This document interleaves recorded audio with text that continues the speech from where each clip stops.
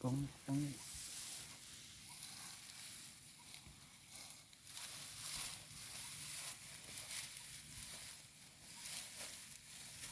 เอาไปไหนแล้วเด้อกรุ๊ปนี่เด้อหาดอกไม้มาใส่กรุ๊ป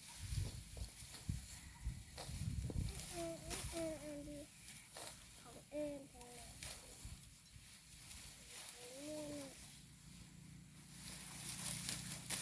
จะเข้าใจนะเอา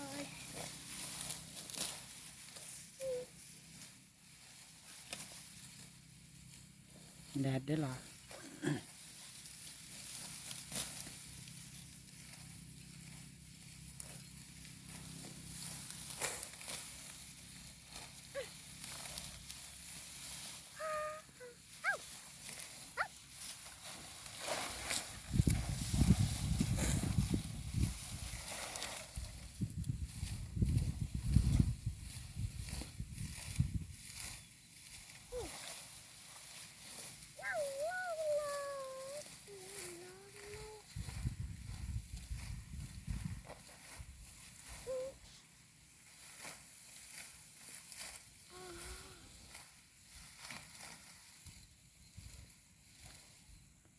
เที่ยวแล้ว